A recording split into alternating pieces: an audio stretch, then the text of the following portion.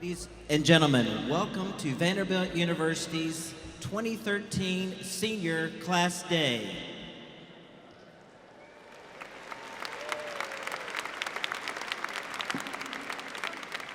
Please welcome to the stage the President of Vanderbilt Alumni Association, Carol Kimball.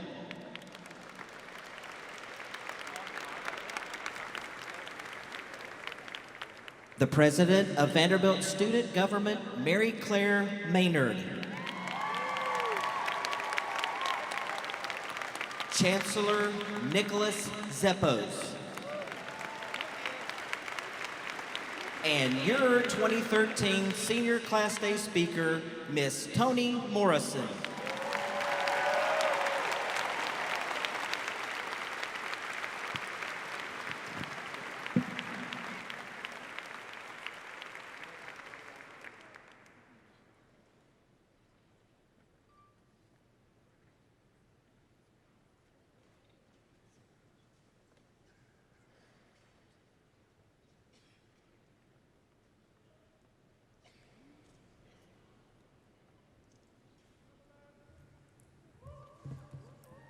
Good morning. Family, friends, faculty and staff, honored guests of class of 2013. My name is Ed Nichols, and for 2 years I served as the president of the Vanderbilt Interfaith Council. I'm honored to speak in front of you all on this special day.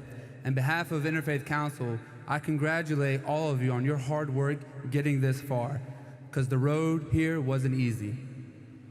I'd like to share with you a quote by Vietnamese-American Islamic scholar Abdul-Bari Yahya, who once said, "Love a little more than what is necessary. Work a little harder than what is required. Be a little kinder than what is usual. Give a little more than what you feel you can afford. Stand in prayer a little longer than what you intended, and be a little more patient than what you feel you can handle." It is that little extra effort, sparked by sincerity in the heart, that makes your ordinary self extraordinary. I think being here for 4 great years and sharing this journey together here has uniquely equipped us with the mental and spiritual tools to seize the many moments where we are challenged to act extraordinarily. Today marks a new chapter in the story of our lives, and I am honored and privileged to share this moment with you all today. Thank you for letting me speak before you, and I wish you all the best of luck in your future endeavors. As we reflect on these special days, I'd like to invite 4 of our peers to share thoughts of their religious traditions. Join me in welcoming Wolf Clifton from the Hindu community, Sarah Greenberg from the Jewish community, Alexis Simonetti from the Christian community, and Muhammad El-Hindi from the Muslim community. Thank you.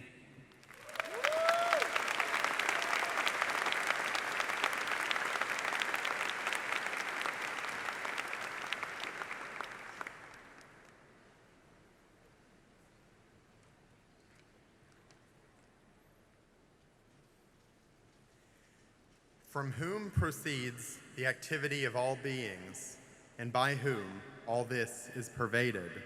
Worshipping him through one's own dharma, a person attains perfection.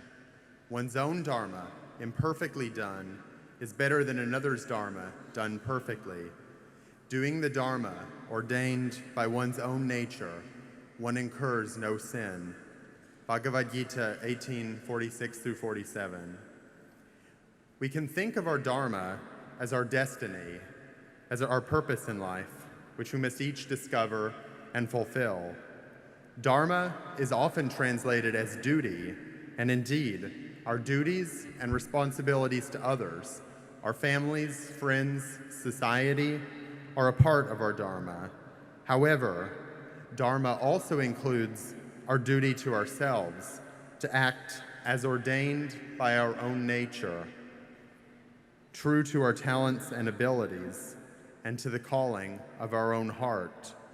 So as we prepare to leave Vanderbilt, let us each take a moment to ask ourselves, have I chosen a path true to my own heart?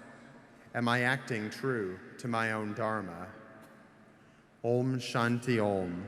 Peace, peace, peace.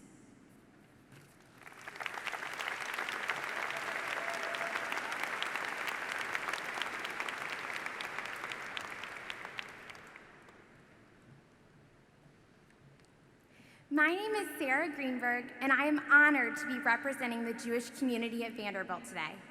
In Judaism, we say the Tfilat HaDerech, or the Traveler's Prayer, whenever we embark on a journey.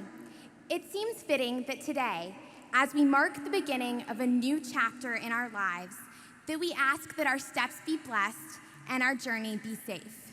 Yehi ratzon milfanecha Adonai Eloheinu ve'Elohei Avotenu shetolichenu leshalom v'tatzidenu leshalom v'tismechenu leshalom v'tadrichenu leshalom v'tagienu limchos chafsenu l'chaim u'lesimcha u'leshalom v'tatzilenu mikaf kol oyev ve'orev ve'listim v'chayot ra'ot baderech umikol minei puranyot hamidragshot lavo la'olam v'tishlach bracha b'chol ma'aseh yadenu v'titanenu l'chen ul'chesed u'rachamim v'einecha u'v'einei chol ro'enu v'tishma kol techanunenu ki el shemei tefillah v'tachanunata baruch atah Adonai shemei tefillah.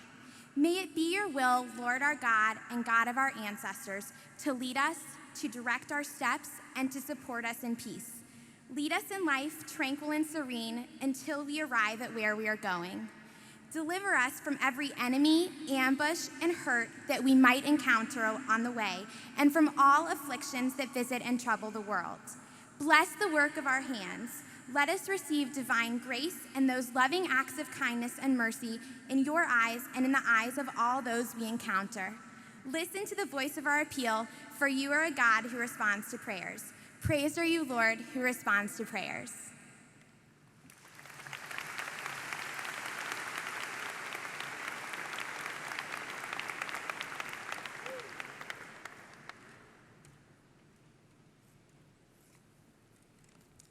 Assalamu alaikum. Peace be upon you all. My name is Mohammed Al-Hendi, and I welcome you on behalf of the Muslim community here at Vanderbilt University.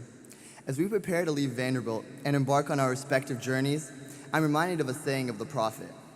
Take advantage of 5 matters before 5 others.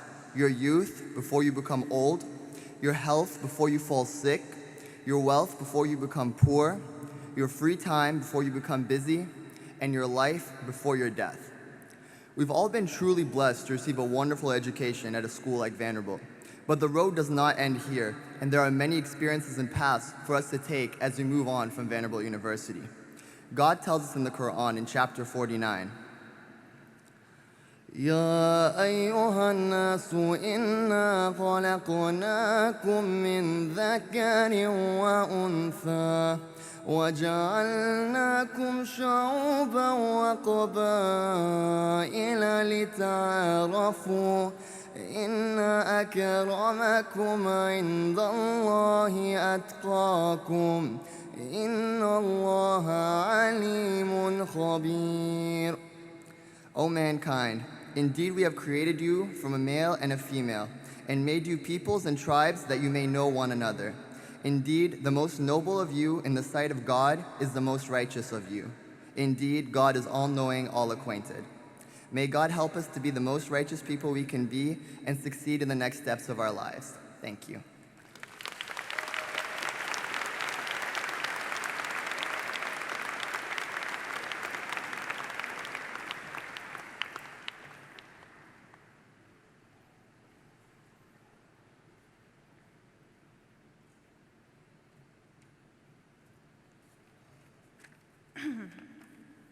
Hello, my name is Alexis Simonetti, and I am honored to welcome you on behalf of the Christian community here at Vanderbilt University.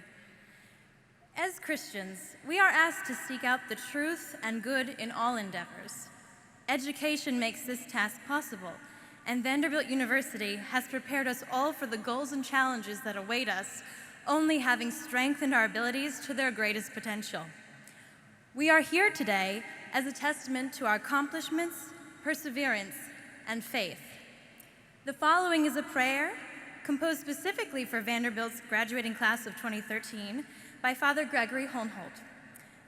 O Lord our God, who dwell in approachable light, you are the fountain of wisdom and learning. Shine with the knowledge of your truth and your unwaning light in the hearts of those who teach and those who are taught in this university. Look with kindness on your servants who have chosen, putting their trust in your strength, to embark to the workplace, to further study, or to public service for their livelihood. Direct their steps to every good work, for you are the God of mercy, compassion, and love for mankind, and to you we ascribe glory, together with your beginningless Father and your all-holy, good, and life-giving Spirit, now and forever, and to the ages of ages. Amen. Congratulations, class of 2013. May the good Lord continue to guide you in every way.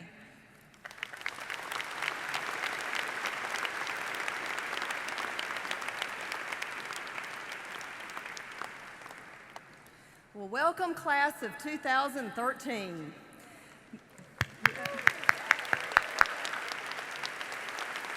My name is Carol Kimball, and I am the president of the Vanderbilt Alumni Association. On behalf of alumni around the world, congratulations and welcome to our ranks. As you look around to your left and right, in front of and behind you, you see the 1,600 people who have comprised your most important network over the last 4 years. You've laughed with, lived with, collaborated, and debated with this group of lifelong friends. And yet your classmates represent only a very small fraction of your entire Vanderbilt network. There are 125,000 alumni in 141 countries around the world that know what it feels like to be in your shoes today. We too have left the university bubble and burst forth onto life after Vanderbilt. Just as we were prepared, you too are prepared for this journey. You have acquired the skills that will make you successful in a fast-changing world. And importantly, you have a vast array of alumni who want you to be successful. You see, when you're successful in school and in your communities and in your jobs, you actually increase the value of our education. So in a way, in a very literal sense, you become stakeholders in this great institution, just like we are stakeholders. You have invested your time and your resources, in some cases your parents' resources, for this 4-year-long project. And like all good investors, you are going to want to see the value of your investment grow. So how do you do that? Well, by upholding the enduring qualities of civility and community that Commodore Vanderbilt thought about when he founded this great institution, by striving for excellence and integrity in everything that you do, and by taking personal responsibility for stewarding this great institution long after you're here. By doing so, you will be expressing gratitude to the thousands of alumni who have preceded you. We have given generously, we have had sustained support over many years, and in that, it's helped make your experience possible. And in doing so, you will pave the way for future Commodores to experience the great Vanderbilt that you've known and loved. And the Alumni Association is very committed to helping you do that.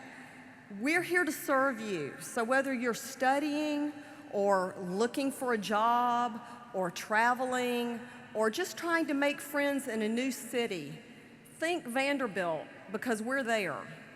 Whether you are in Boston or Beijing, Dallas or Delhi, Kansas or Kenya, think Vanderbilt, because we're there too. Look for Vanderbilt alumni chapter events in your hometown cities or wherever your job may take you. Sign up for Vanderbilt's LinkedIn group. Join VU Connect. And please come back to campus for homecoming and reunion. We definitely want to see you. However you choose to stay connected, please stay connected. There is an immense power in this network. 125,000 people that want to see you be successful. So stay connected. In closing, I think one of our student alumni board members said it best at a recent Alumni Association board meeting. He said, "Man, the alumni really have our backs." and we do. So good luck, have a great year. You'll see us around. After all, you are now Vanderbilt for life.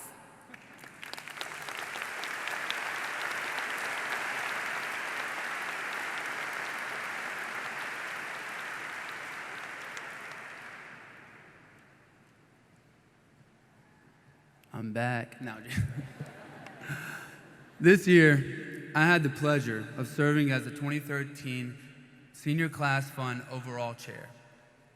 I am honored to represent SCF this afternoon. The Senior Class Fund is a senior-led giving campaign allowing seniors to make their first gift to any area at Vanderbilt that is meaningful to them. It is a way to say thank you to a place that has given us so much, and to ensure that future generations of Vanderbilt students have the same opportunities and experiences we had. I must first begin by thanking my fellow officers, a truly, truly outstanding group of senior leaders who have worked tirelessly to change the culture of giving on this campus. Devin Brooks, Shelby Buno, Libby Martin, Elizabeth Pruitt, and Katie White.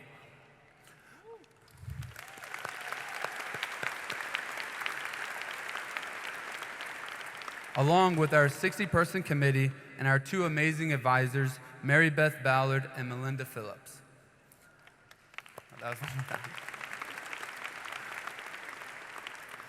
None of the accomplishments of the Senior Class Fund would be possible without their hard work, and I cannot thank you enough.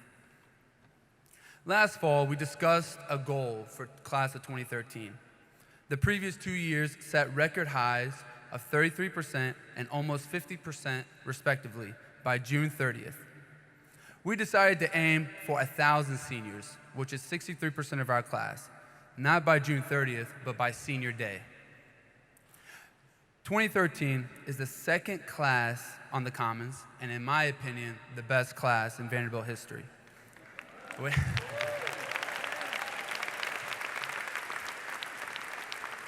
We have grown together over the past 4 years, and I am so proud to be part of this class. So without further ado, with all the emails that I have sent, I'm honored to announce by Senior Day, May 9th, 2013, 1,015 seniors have given back, setting a new record high of 63%.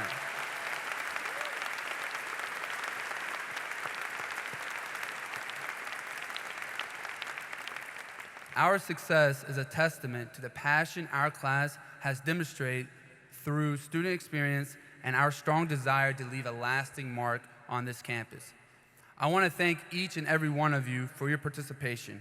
You are truly changing the culture of giving at Vanderbilt, because by making your first gift back to this great place, you are now Vanderbilt for life. And with that, I would like to ask Chancellor Zeppos to please join me at the podium.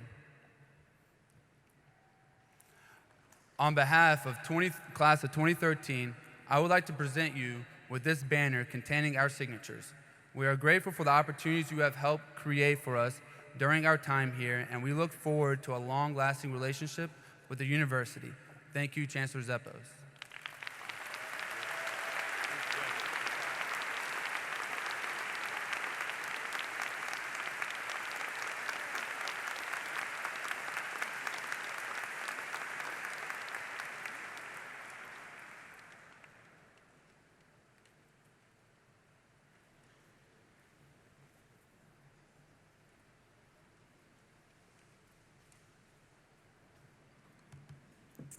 Good afternoon.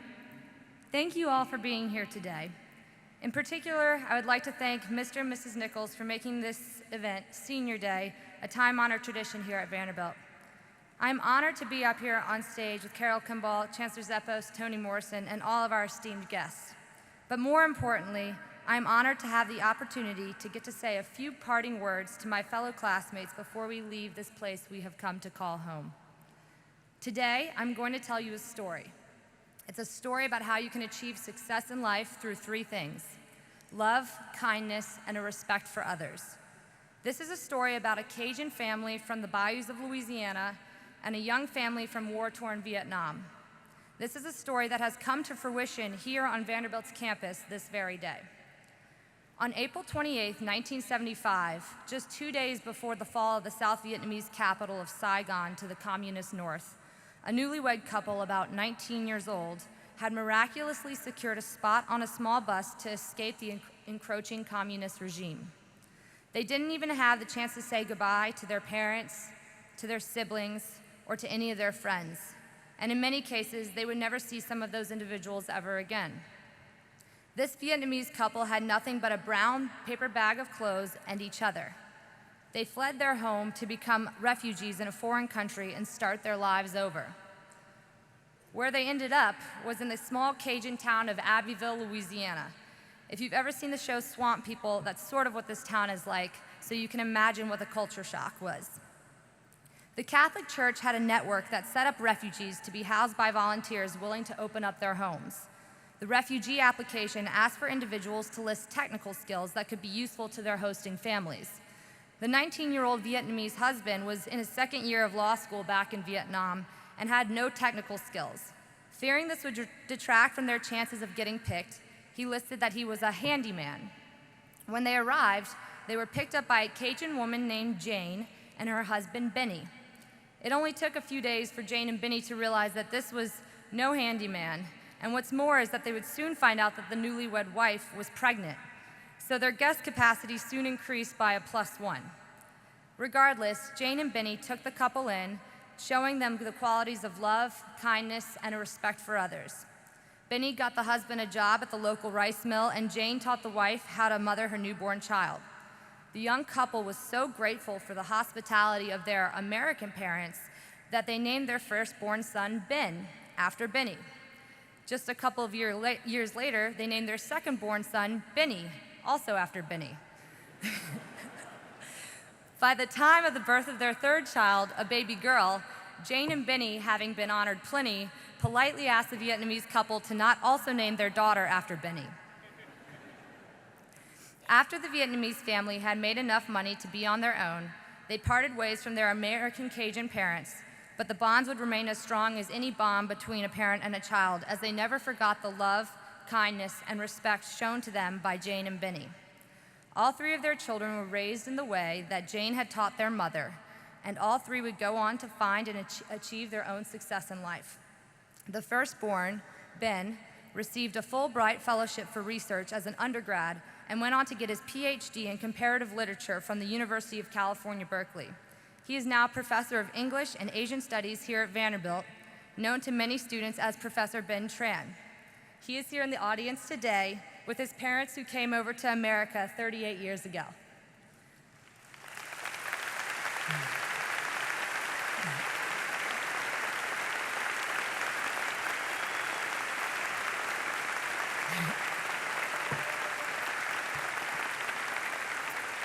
Last year, Cajun Benny, the man who took this family in, passed away at the age of 86.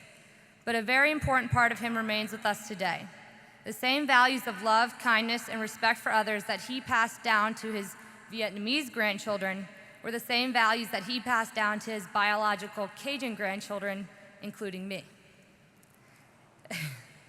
Today, like the rest of you, I have my family reunited here at Vanderbilt, my Cajun family and my Vietnamese family. Our families were our teachers long before we came to know our professors here at Vanderbilt, and our families have taught us many things. For me, the most important things I have been taught is that the keys to success in life revolve around love, kindness, and a respect for others. And I believe Professor Tran would agree with me, as these are the three qualities to the story I have shared with you today that have intertwined our two families. These three qualities are ones that I have seen many times while here at Vanderbilt, like when your roommate takes care of you when you're feeling ill, or when you're met with a smile every single time you check out at the Munchie Mart, or even when a professor gives you that extra push and attention to do well in their class and in life, or the respect for our country that is shown every morning when the members of the ROTC class raise our nation's flag on Alumni Lawn, or the love shown when students stay to the very end of the football games, win or lose, to sing the alma mater with our doors, or the kindness shown when countless students give up their spring breaks to participate in service projects around the world. Yes, our academics here are superb, Absolutely, this is the most beautiful campus, and there is no doubt that the social life here is unparalleled. But I'm not convinced that those are the qualities that makes this place amazing. I believe it's the reasons I listed above, and the fact that love, kindness, and a respect for others are 3 values instilled in every member of this community, which is the reason why I'm so proud to call each person graduating tomorrow my classmates and my friends. As you leave here, keep these qualities close to your heart, as they will help guide you throughout the next steps in your journey. If you do this, you can be sure that your future will be bright. Thank you again for being here today, and now it is my pleasure to introduce to you a man who has always embodied these qualities of love, kindness, and a respect for others, as it is hard to imagine anyone who cares more about Vanderbilt than Chancellor Zeppos, now in his 25th year here. I have had the pleasure of getting to know him over the past 4 years, and his passion and dedication to this institution and its students is unparalleled. Please join me in welcoming Chancellor Nick Zeppos.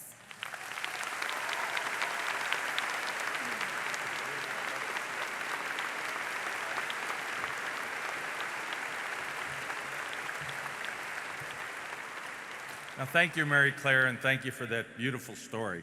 And I want to welcome all of our graduates who walked over from the party last night and got cleaned up to come, and certainly the parents and the families as well who are joining us today as we celebrate our senior day.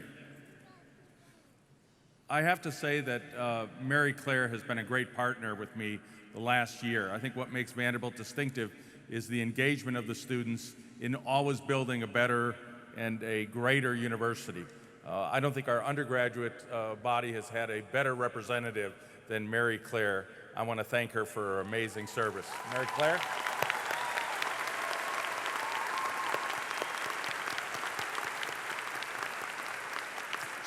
She was also in my senior seminar, and she knows the Constitution pretty well, too. So, the U.S. Constitution, yeah. I also want to thank Aladdin El-Samedisi, President of the Interfaith Council, as well as those youngsters who joined us with such inspiring prayers from different faiths. Wolf Clinton, Sarah Greenberg, Muhammad Al-Hindi, and Alexis Simonetti. While all distinct in the varied traditions and faith in which they are rooted, the words of blessing remind us all of the commonalities we share and the values of belonging and respect for one another that we hold so dear as a university family. In this world, which seems at many times rife with misunderstanding and differences, we can all take great pride that this university stands as a place where students of all walks of life and faiths are celebrated and welcomed to engage in all of the many opportunities that comprise the Vanderbilt experience. I would also like to thank the president of the Vanderbilt Alumni Association, Carol Kimball, for her leadership of the university's more than 127,000 alumni, each of which has a great idea to make the university even better. Thank you so much, Carol.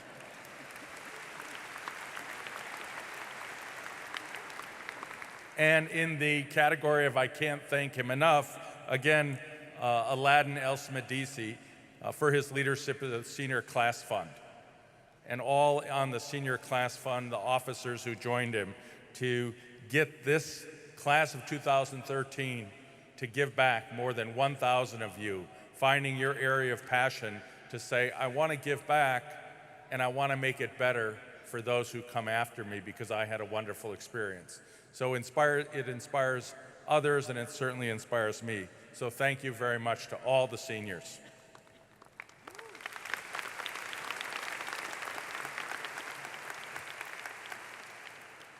On a day like today and tomorrow, when we have so much regalia, so much beauty,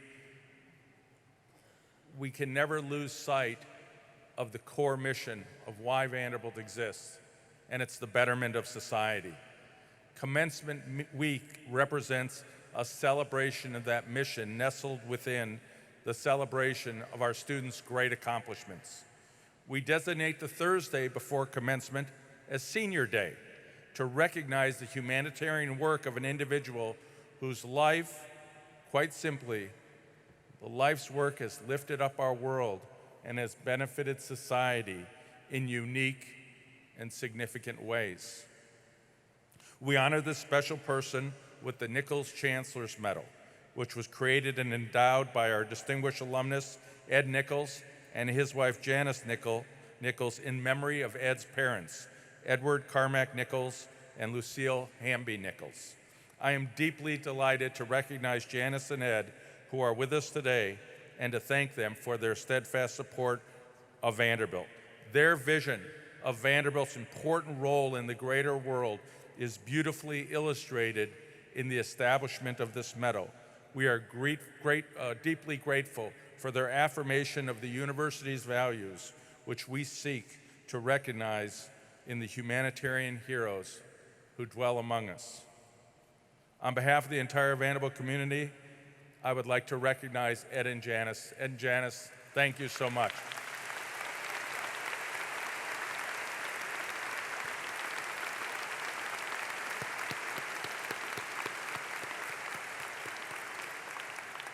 On behalf of the entire Vanderbilt community, I am honored to present the 2013 Nichols-Chancellor's Medal to the Honorable Professor Toni Morrison.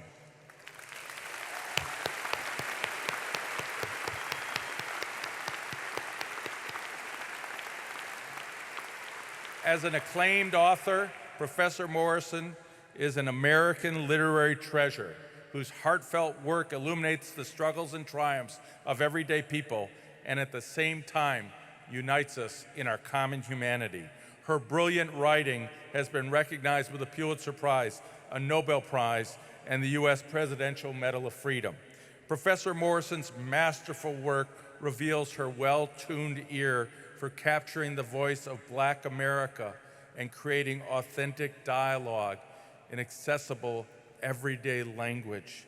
Although it is challenging for some of us to fully comprehend the stigma associated with bigotry the Breedlove family faced in The Bluest Eye, or the heart-wrenching issues of abandonment that weave through her novel, A Mercy, Professor Morrison focuses on common themes that people of all races, all ethnicities around the globe can relate to and identify with: hopes and dreams, fears of not conforming to ideals, and the value of friendship.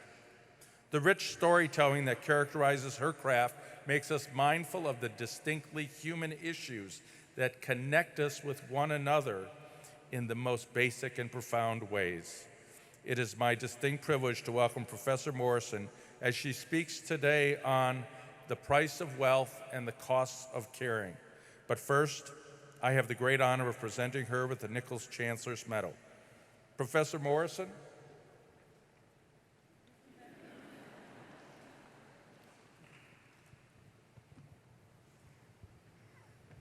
We applaud your work. It's reminders of those qualities of life that we should deeply cherish, and it's inspirations to connect us with the humanity that exists within each and every one of us. Thank you so much, and congratulations. Thank you.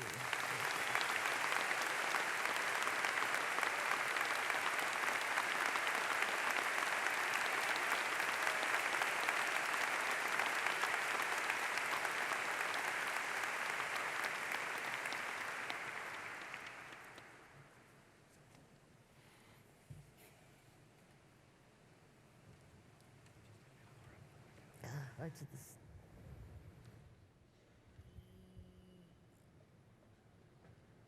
As far as my knees, come on, more. Good. Okay.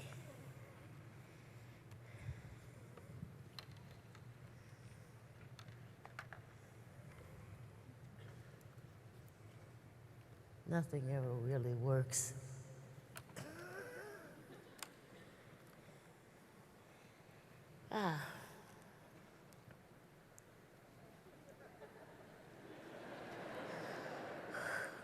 Thank you. Thank you.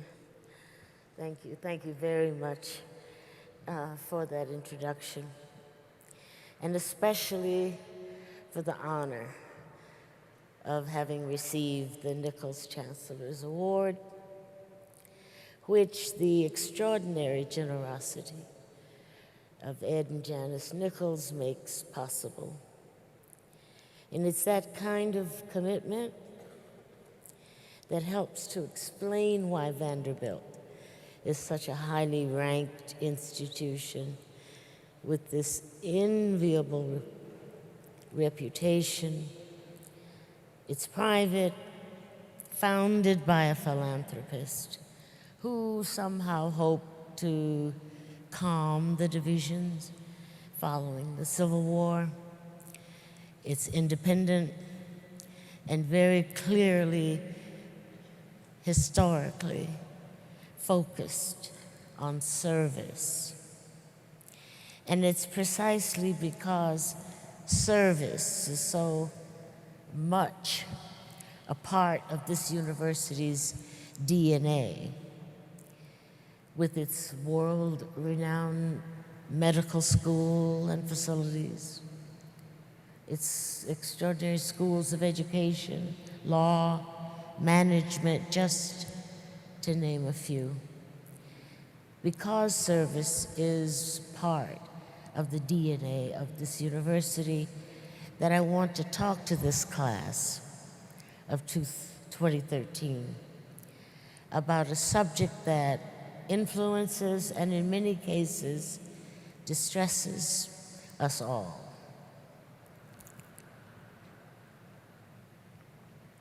It's a subject that really is a companion to each graduate, just as it is on all campuses, as well as communities all over the country, indeed the world.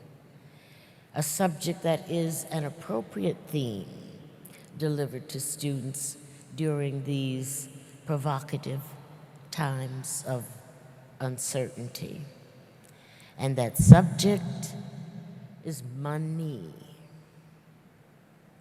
Whether we have the obligation to protect and stabilize what we already have, or to increase it, or whether we have the task of reducing our debt in order to simply live a productive, fairly comfortable life, or whether our goal is to earn as much as possible, whatever our situation. Money is the not-so-secret mistress of all our lives. And like all mistresses, you certainly know if she has not already seduced you. Whether she has or not, she's on your mind. None of us can read a newspaper, watch a television show, or follow political debates without being inundated with the subject of wealth, immigration discourse, health care implementation, social security, employment opportunities, virtually all personal problems, as well as government policies, twist and coil around money, its disappearance, or its presence. Nations, regimes, media, legislation, all are soaked and overwhelmed with the wealth narrative. How its absence and mismanagement topples whole nations, distorts and manipulates them, or how wealth keeps nations safe. Austerity or stimulus, war or peace, an idle, hopeless life or a productive one. The subjects studied here, history, economics, medicine, law, all of it are by and large constricted by or liberated by money, in spite of the fact that the purpose of each of these areas of scholarship is not money at all, but knowledge and its benefit to the good life. Artists want to reveal and display truth, while pretending to rise above money. Scientists want to discover how the world works, but are limited or supported by financial resources. The same is true for historians and economists who need funds for their projects and research. Medicine seeks to save life, or at least make it livable, but cannot do so without somebody else's wealth. All that I know is obvious. But just in case we forget, I think it's helpful to rehearse something of the price of wealth in history. The origins of its accumulation are bloody, cruel, involving, as it always and invariably does, war. Virtually no empire became one without mind-warping violence. The Spanish Empire saved itself from collapse and irrelevance by the theft of gold from South America, a theft that required massacres over and over again, as well as enslavement. The Roman Empire became one and remained one for centuries by the conquest of land, its treasure on that land, and the labor of slaves. More war and aggression were used to rape Africa of its resources, which in turn sustained and empowered a plethora of nations. Rubber, for example, was extracted from a country literally privately owned by the King of Belgium, Leopold. Thus, its name at one time, the Belgian Congo. There was sugar, tea, spices, water, oil, opium, territory, food, ore, all sustained the power of nations, just like the United Kingdom and the Dutch and ours as well. Here in America, the slaughter of millions of bisons in order to replace them with cattle required the massacre of Native Americans. Here, a new nation moved quickly into the industrial period via the importation of slaves.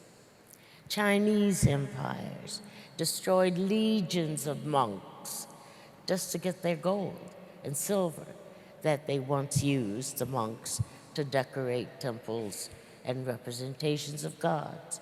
All of this robbery, all of it, was accomplished by war, which, you must know, war is itself a wealth-making industry, regardless of victory or defeat. Doesn't matter to the war industrialist who wins. So the price of wealth historically has been blood, annihilation, death, and despair. But alongside that price, something interesting and definitive began to happen in the late 17th and early 18th century. Noblesse oblige, which soothes the nobility by suggesting that generosity was not only honorable, but in their interests, and allied, perhaps, with their religious beliefs.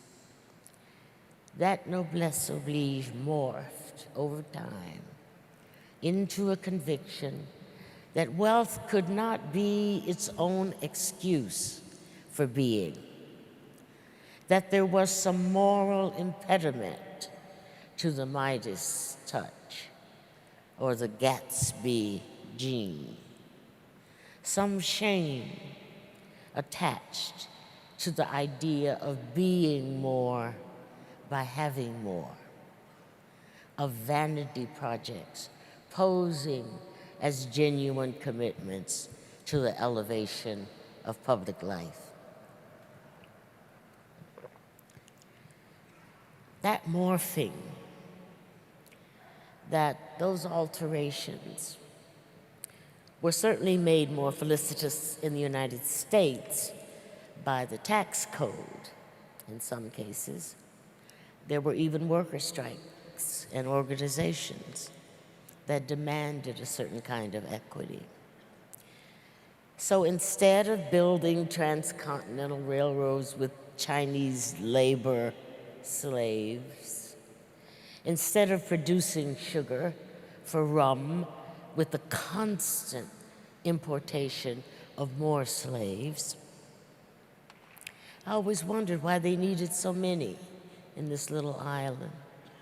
And then I discovered because they died so fast. And they kept dying and they kept importing more. Instead of that kind of construction of wealth, we figured out how to have electricity, roads, public hospitals, universities, all of that and more without searing brutality. Citizens began to realize the costs of caring really was money well spent. Foundations, government support, individual largesse, service organizations all grew exponentially to improve the lives of citizens, as you well know from the creation and support of this university. Gifts to build institutions, care for the indigent, to house art, to house books. Those are only a few of the projects which the costs of caring are happily assumed. The consequences of these costs are varied, of course. Some were weak, some were nefarious, but it became unthinkable that no eleemosynary services existed. Inviting compassion into the bloodstream of an institution's agenda or a scholar's purpose is more than productive, more than civilizing, more than ethical, more even than humane. It's humanizing. This powerful commitment, to caring, whatever the cost, happens to be threatened now by a force almost as cruel as the origins of wealth that I described. That force is the movement of peoples under duress, at, beyond, and across borders. This current movement is greater now than it's ever been, and it costs a lot to defend against it, to accommodate it, to contain it, protect it, control, and service it. It involves the trek of workers, intellectuals, agencies, refugees, traders, immigrants, diplomats, armies, all crossing oceans and continents, all through customs offices, or off of battleships or via hidden routes.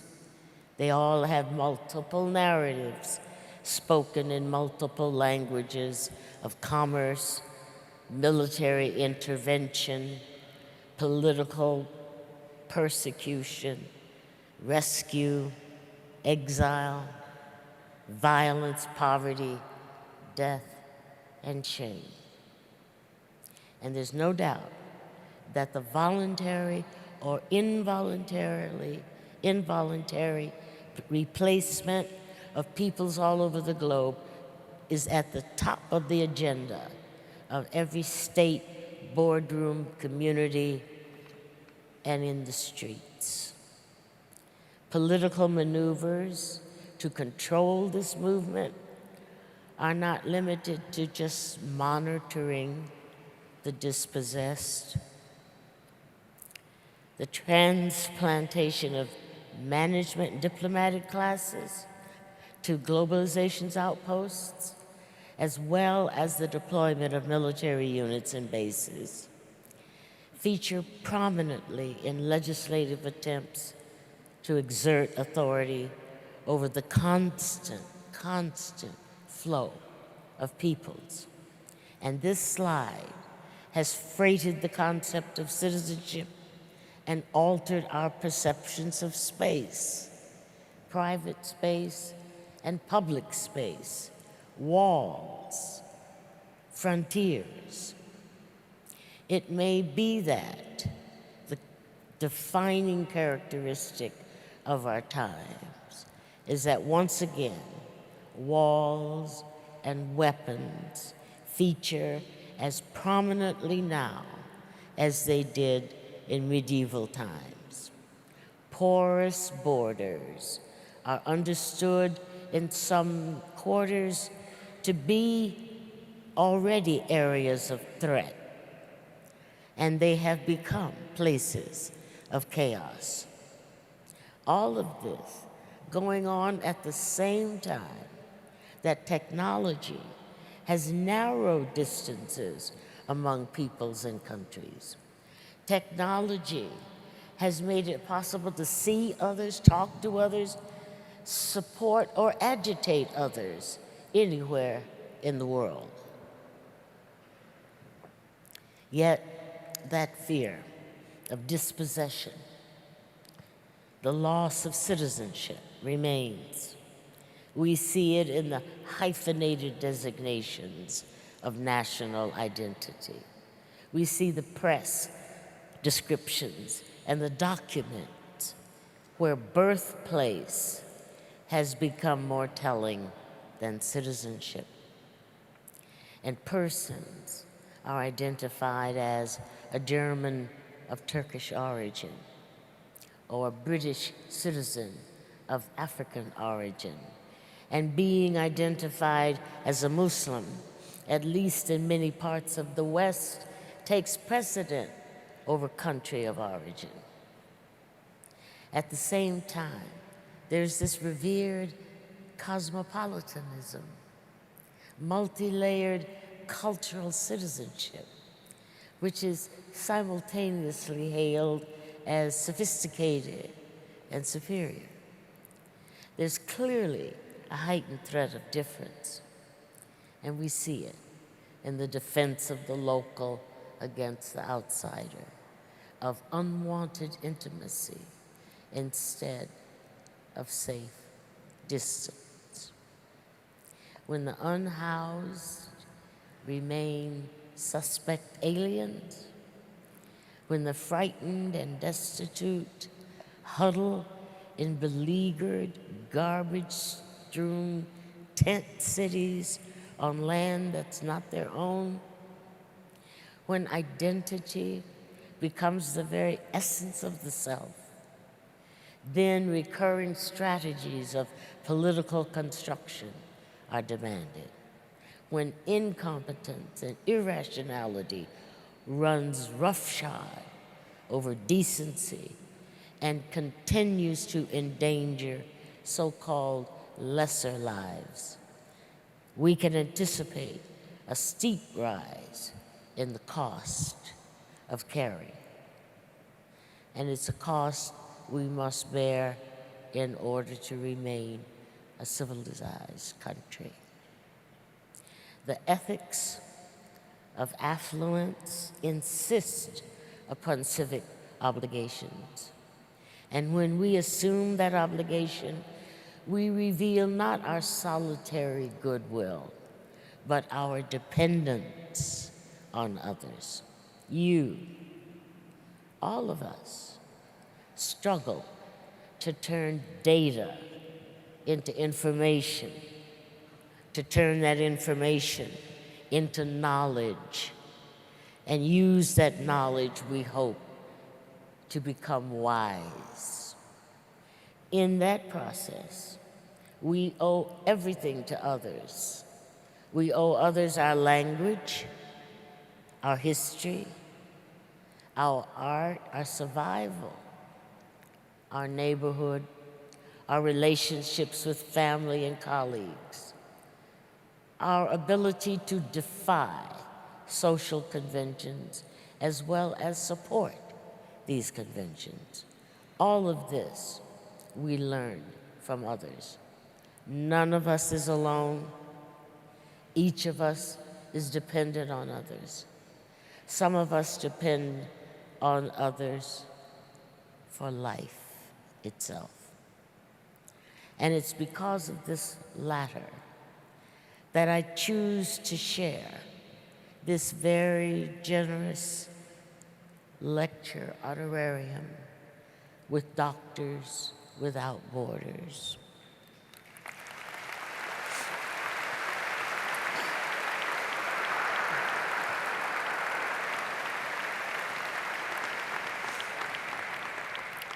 Winners of a Nobel Prize for the risks, the direct medical aid, and the determination to serve in the most dangerous places on earth and among the most shattered people. I have been a modest contributor to Doctors Without Borders for years, so now it is my pleasure, and I have to say my ego is thrilled to be able to give them a substantial amount of money for their work. Your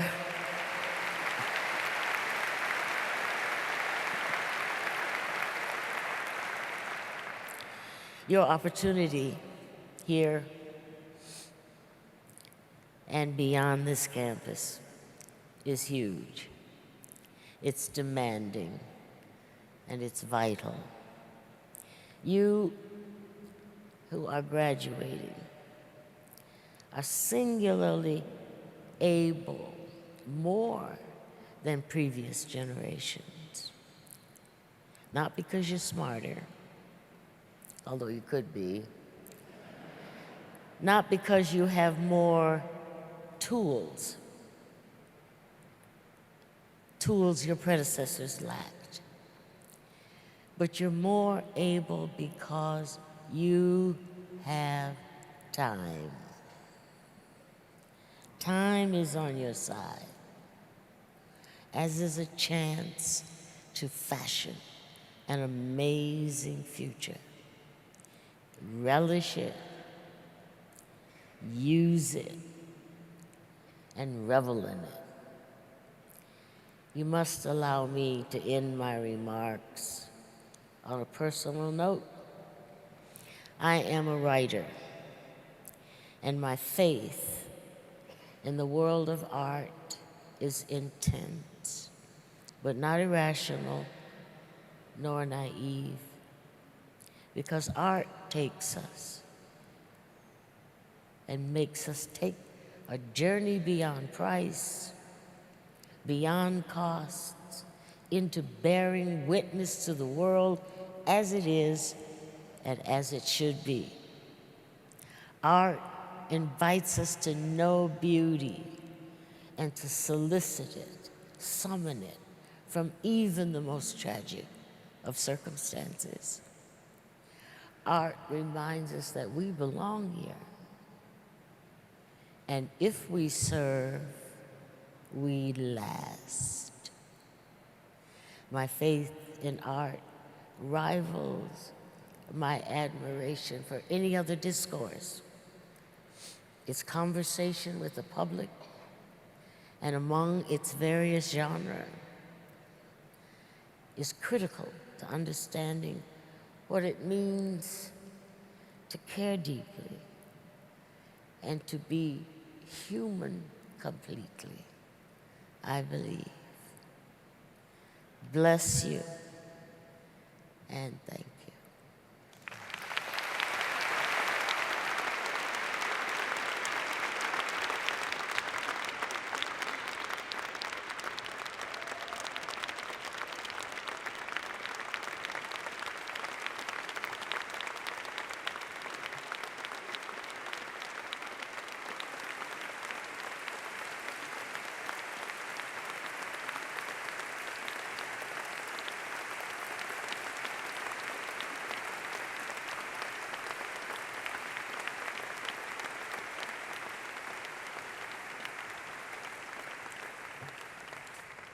Thank you so much, Professor Morrison, for sharing your wisdom and these valuable lessons. Your words remind us all of the precious nature of our human relationships and the meaningfulness they bring to all of our lives.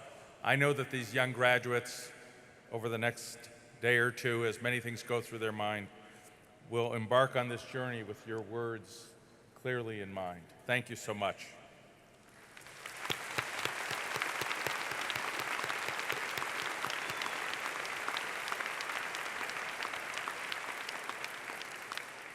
Now the fun continues. Our celebration of Commencement Week continues with a variety of receptions, ceremonies across campus honoring graduation candidates from our 10 colleges and schools. Additionally, in Wilson Hall this afternoon, beginning at 2 o'clock, you are invited to engage in a series of fascinating lectures delivered by Vanderbilt's world-class faculty.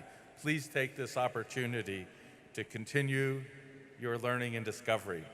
Seniors, take joy in this special day we dedicate to recognizing your spectacular achievements. I look forward to seeing you in the morning. Thank you.